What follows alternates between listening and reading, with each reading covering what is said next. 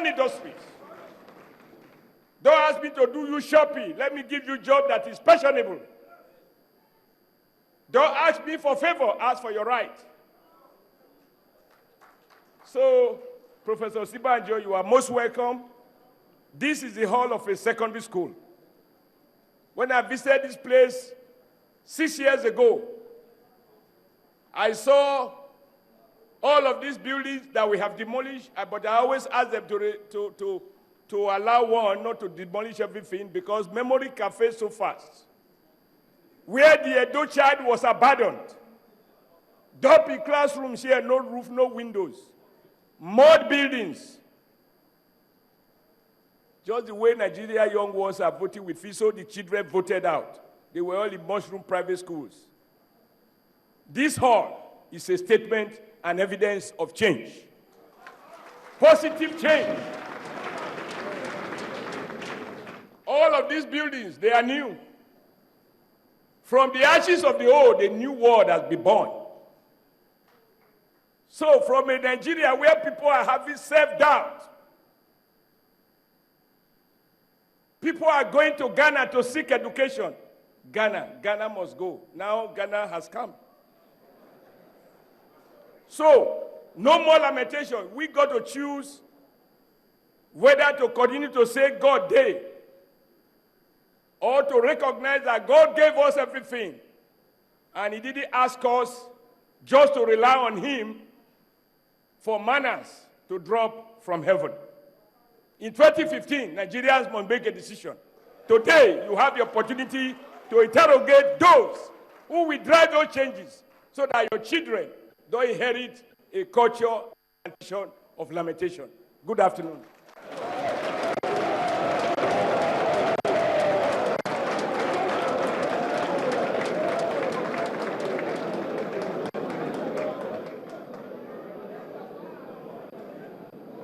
Thank you.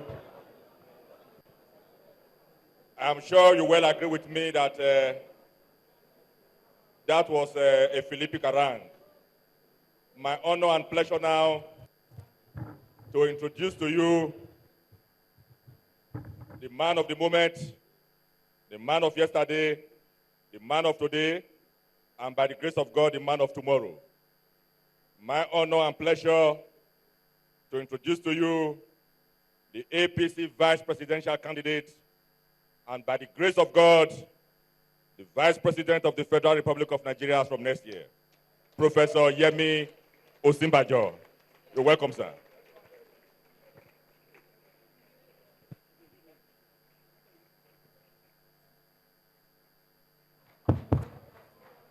Please be upstanding. Thank you. Thank you. APC. APC. Change. Change.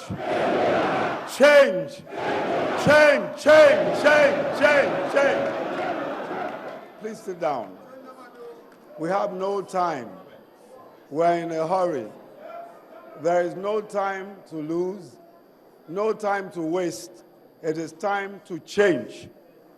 And we must change the way this country is run. We must change the way it's governed. We must change everything that makes us ashamed to be Nigerians.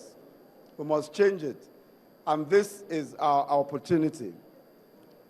February 2014, February 14th, 2015 is that opportunity. We have no choice but to make a difference, to make a change. And I believe that when that opportunity comes, all of us will vote for change. I'm sorry that I'm getting carried away. I haven't had time to recognize my dear friend and brother, the governor of Edo State, Governor Adams Oshiomhole, one of the great inspirations of our time. Here is a man, I think he has shown in a very short time that change is possible anywhere. And he has shown by transforming this state that there are real opportunities for change, and that if we're serious and sincere, we can change just about anywhere, just as we will change this nation. I'm glad that he has taken the time and trouble to invite me and to host me here today, and I want to thank him very much. May I also recognize His Excellency, the Governor of Lagos State, Governor Babatunde Fashola. When you look at his height and you look at Governor Oshiomhole's height, you then know that the APC has the long and short of the matter.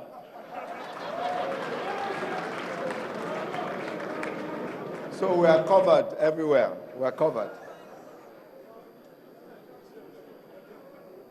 The Right Honorable Pius E. Oduru, the Speaker of the Edo State House of Assembly, the Right Honorable Uyi Igwe, State Chairman, APC, Barrister Aslam Ojezua, Honorable members of the Federal House of Representatives present, Honorable members of the State House of Assembly present, the Secretary to Government, Professor Julius Nhonvere, the Chief of Staff, the Right Honorable Patrick Obahewo, Honorable Commissioners, representatives of the Oba of Benin, and all of our traditional leaders and elders who are here, the traditional rulers, your Royal Highnesses, chiefs, our able and always vibrant market women and market leaders,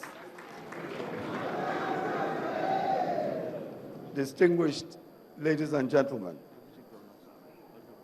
Yes.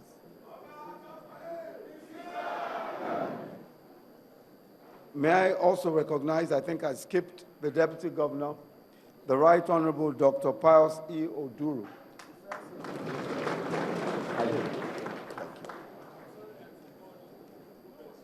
Ladies and gentlemen, there is no time to waste.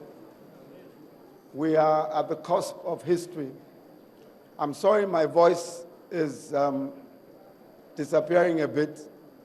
I have been speaking for so many hours. I'm not a politician like my like my host, so I'm losing my voice a bit.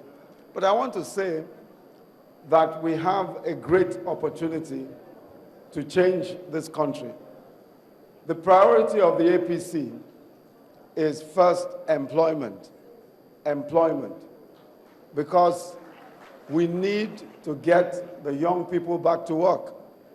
80% of graduates have no work, and over 40% of those who are not even graduates have no work.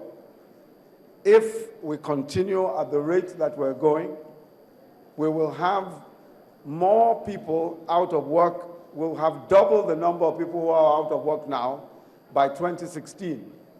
We are turning out people from the universities. We are turning them out from all tertiary institutions. We are not engaging them.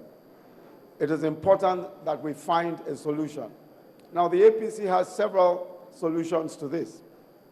The first thing to note is that in our manifesto, one of the basic questions that we ask before writing any policy is how many jobs will this produce? How many jobs will this policy produce?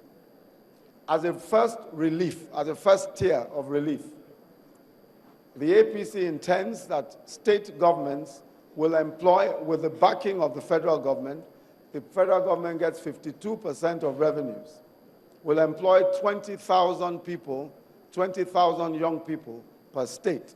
That is as a relief. Now, that is because there's an emergency. It is an emergency that we have. If we don't tackle that emergency, then we may really run into trouble. And in fact, if you see the restiveness of the young people, the restlessness of the young people, you will notice that unless we do something about this, we will be in great trouble. Excuse me. We'll be in great trouble in very little time.